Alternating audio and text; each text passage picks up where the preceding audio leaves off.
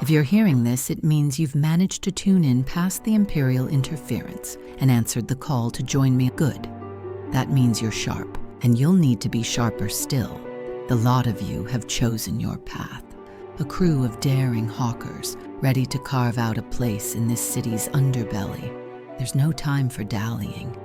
We're on the edge of something big, and the streets of Doskvol are shifting beneath our feet, like a hull rat scrambling across loose tiles. The air's thick with the smell of soot and trouble.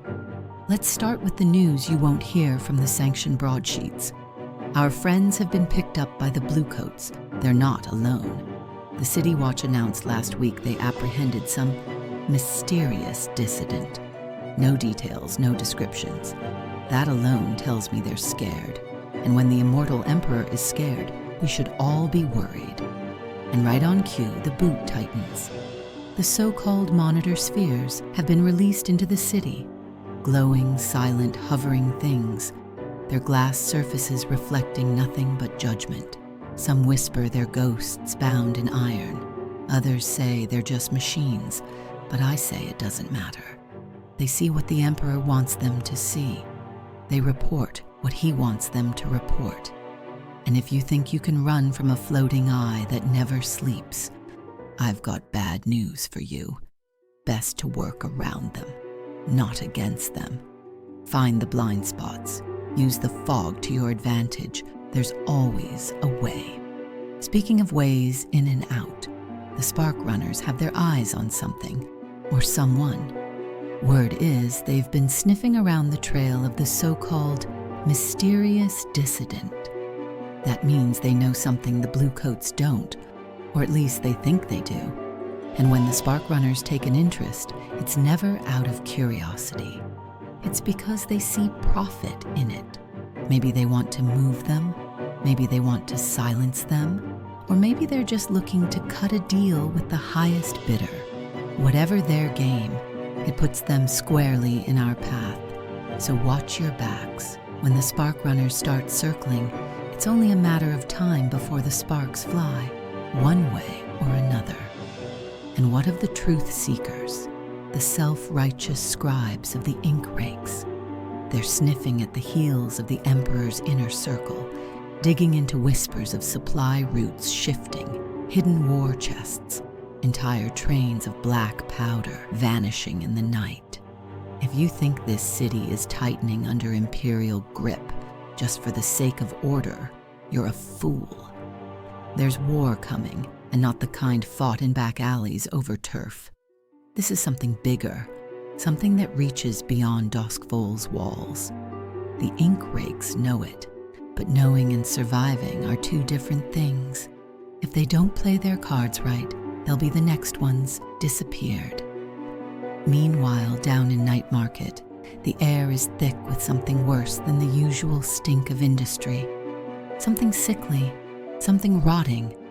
A plague is creeping through the district, quiet at first, just a few traders too weak to open their stalls, a courier coughing blood on the cobbles.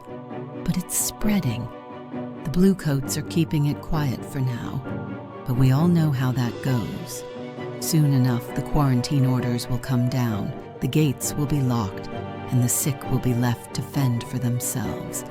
And yet, the Dimmer Sisters, those eerie mistresses of whispers, have gone silent. No seances, no cryptic messages, no dealings with the desperate.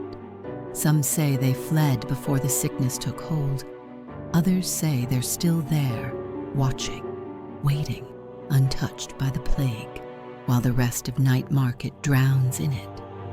Whatever the truth, one thing's certain. When the Dimmer Sisters go quiet, something worse is always lurking in the dark.